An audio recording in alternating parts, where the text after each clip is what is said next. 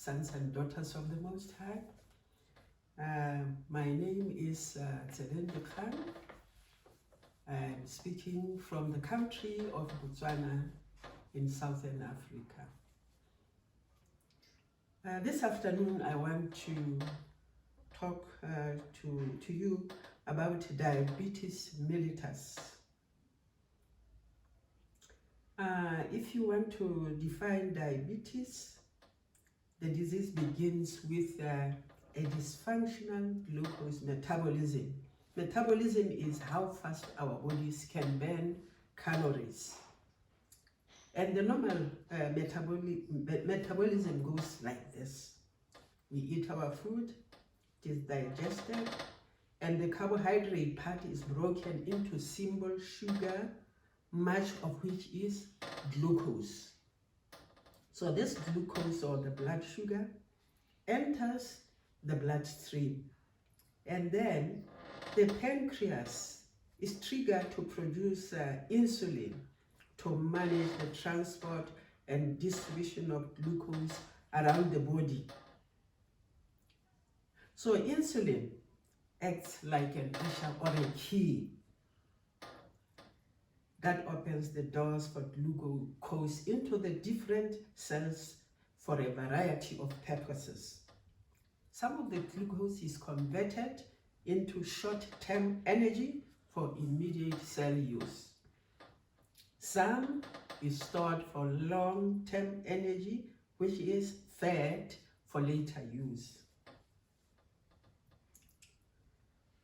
So when a person develops diabetes, this metabolic process collapses. We have got three types of diabetes. We have got type 1 diabetes, which is commonly known as insulin dependent. We have got type 2 diabetes, which is commonly known as the adult onset diabetes, and a gestational diabetes, which commonly happens when women are pregnant but disappears after the childbirth. So in type 1 diabetes, the body does not produce adequate insulin because the insulin producing cells of the pancreas have been destroyed. And this is the result of the body attacking itself. It so happens that some foreign invaders that our soldiers' cells, which are the white blood cells, seek out to destroy. They actually look the same as our own cells. The foreign invaders that our soldier cells, the white blood cells, seek out to destroy look the same as our own cells. And then the immune system then destroys the foreign invaders, including our own cells, and in this case, the pancreatic cells. So during the process of digestion, for example, some proteins can slip into our bloodstream before being fully broken down into amino acids. Hence, they are treated as foreign invaders by the immune system. And one of the foods that supply many of foreign proteins that mimic or look like our own body proteins is milk. There's a strong evidence that diabetes is linked to diet, and more specifically, the dairy products. And the possible initiation of the disease goes like this. In case of a baby that is breastfed for a short period and then weaned and is now fed on cow's milk in the form of a formula, and for some infants, cow's milk is not fully digested. So fragments of the original protein remain in the intestines and are absorbed to the bloodstream. And the immune system recognizes them as foreign invaders and destroys them.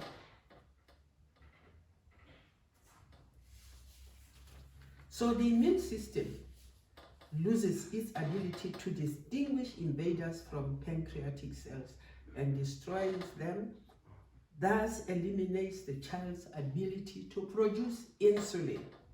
Then the infant becomes a type 1 or insulin dependent diabetic for life. And this is sad.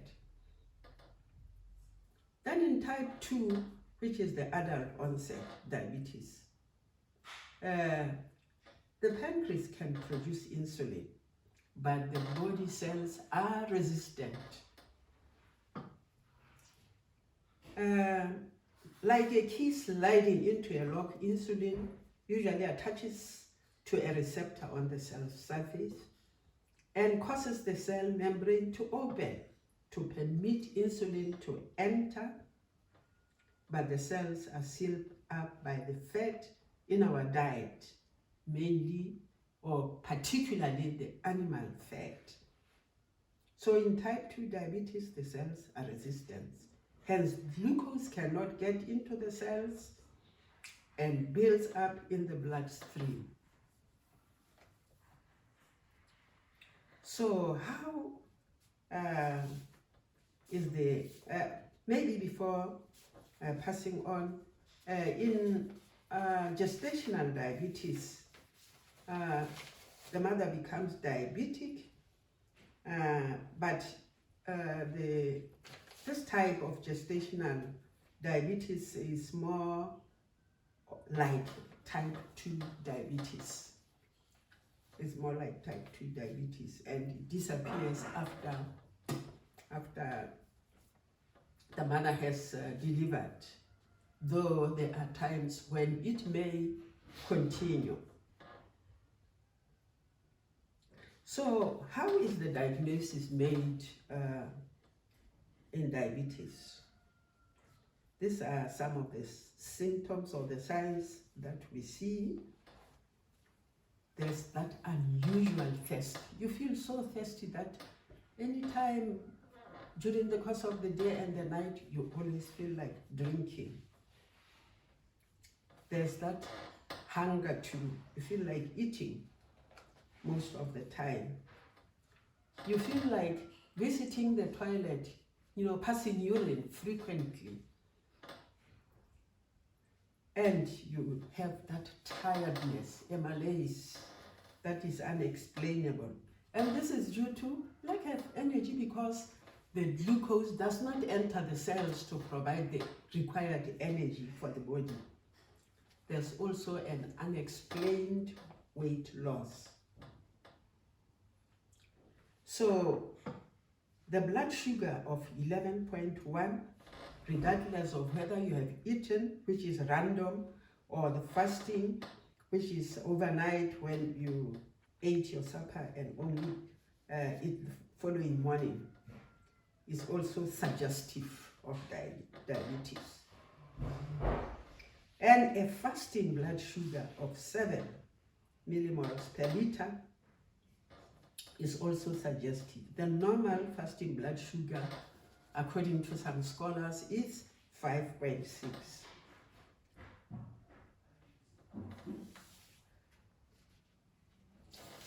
Complications of diabetes. Like we say, a high-fat diet will give rise to diabetes. You are prone to heart disease. Heart disease mainly because a high-fat diet with that cholesterol will coat the blood vessels and also narrow them so much that the heart pumps, with that force, and eventually, when the heart is, is tired of this hard work, you develop heart disease. You can also have a stroke. Like I have said, you develop high blood pressure. Diabetes is #1 cause or a leading cause of blindness in adults. So blindness is one of the complications. Usually, when the blood sugar remains high over a period of time in your body, uncontrolled, it will lead to kidney disease. It also destroys your kidneys. And we know that the kidneys are the filters of the body. If they are destroyed, then the body is in trouble. There's also what is called, or the nerves are affected and give rise to what is called a peripheral neuritis, infection of the nerves. When you develop high blood pressure, you develop high disease, and so on, you end up with poor circulation. Even from the legs, the back circulation up back to the heart is poor. And eventually they turn black, the legs turn black because of poor circulation. The cells die, the tissues die, and you develop a condition called gangrene, and meaning the legs are no more functional. Then you are amputated. So amputation of the legs is one of the complications. Also dental disease. A lot of diabetics lose their teeth. In pregnancy, if you are diabetic and you develop, you fall pregnant, you are likely to have an abnormally big baby that cannot be delivered, even up to 5 kilograms, that cannot be delivered normally. And commonly, the diabetic babies end up as stillborn. Also because of the sugar, the blood sugar, if it remains so constantly high, you tend, the white blood cells are incapacitated and killed, and you have increased susceptibility to illness. It means your immune system goes down. So this is why in diabetes, you'll find that even healing of wounds is very poor. It's very poor. And eventually, you die. You die from diabetes.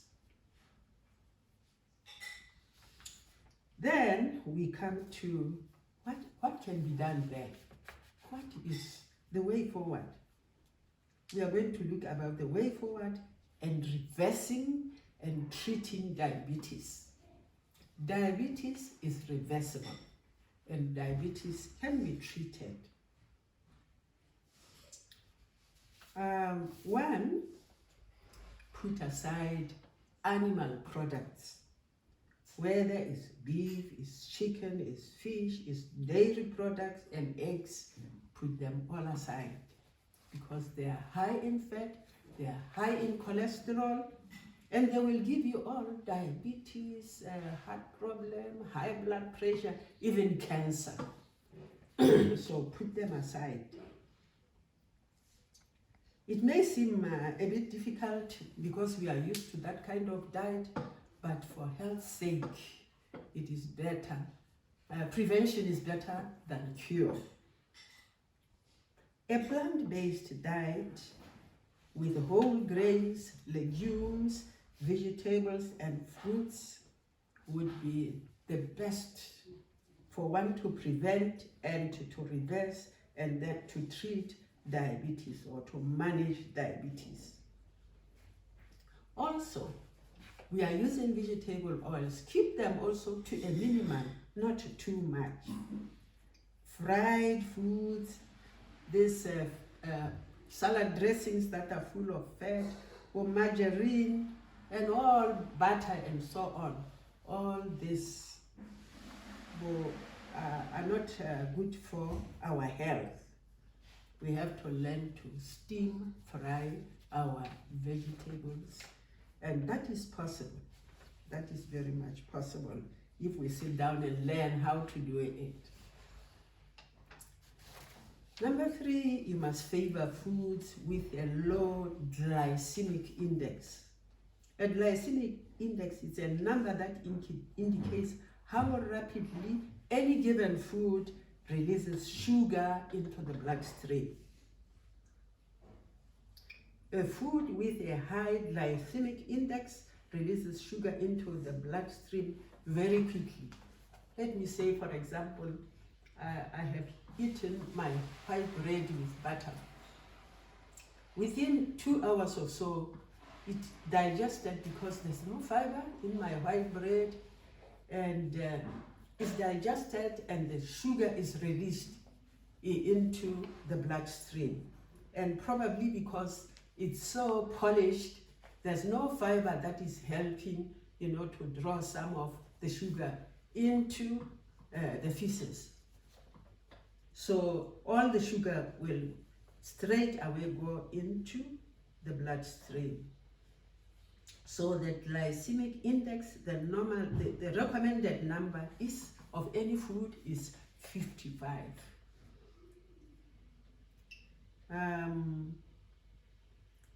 This is a very wide study. If we had time, we could really dwell on it. We also have to choose our 4 food groups. Like I said, whole grains, that's brown rice, old-fashioned oats, the bran cereals, rye bread, bulgur wheat, millet, barley, every whole grain with fiber, unpolished. The legumes are also very good. They have high fiber. The bean family, the peas, the lentil family, we have the green, the brown, and the red. The chickpeas, the soybeans, or split peas, and fat-free soya products, fat-free unsweetened soy milk, fat-free tofu, and fat-free veggie burgers. The list is long. We also have the vegetable group. One may be surprised to say sweet potatoes are the best other than the other potatoes. Sweet potatoes have got less starch in them. Broccoli, cauliflower, spinach, kale, collards, squash, green beans, artichokes, carrots, yam, you name it. All those vegetables are good for our health. And all kinds of fruits except the watermelon, the pineapple, and the raisins. Raisins and all other dried fruits. Dried fruits, in dry fruits, the sugar is concentrated. So we really have to put them aside. But we can eat our apples, our grapes, our oranges, our peaches, bananas, pears, and strawberries. One may say bananas, apples, they are sweet, yes, but their sugar doesn't go straight into the bloodstream.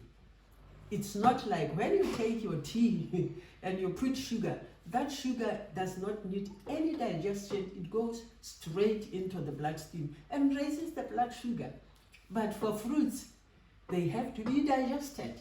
And because they have fiber, part of the sugar is put aside and only what is required goes into the bloodstream. So it is very, very important for us to take care of our diet.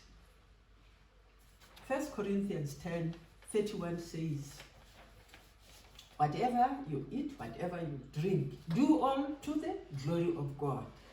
And the glory of God in us is to keep our bodies healthy because we have been created in the image of God.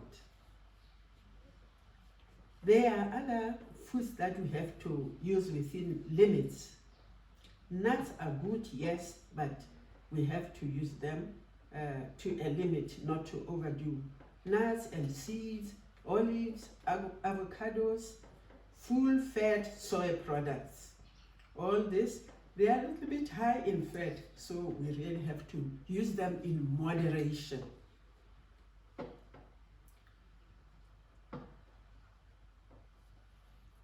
So one may say, oh, what about genes? Maybe because my mother or my grandfather had diabetes, I must have diabetes. No, that's not the case.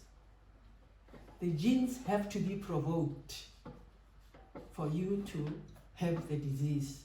But if you live a healthy lifestyle, you forget all about the genes because you are not provoking them. You are not disabling your genes. Like a study was made in America, and a number of 137 men and women were taken for a study, and they were given a high-fat diet for 3 days. And after 3 days, it was surprising. Their genes had been so affected that they could not, they could not help to burn the fats. The genes are the ones that also help us to burn the fats, because the fat interferes with the normal working of the cells. So their ability to respond to insulin, glucose cannot get into the cells and builds up in the blood. So it was found that within 3 days, those men had no diabetes before, but within 3 days with that kind of diet, it showed that there was a problem. So saturated fats boost cholesterol and aggravate insulin resistance. Maybe to end our discussion, here is a tip.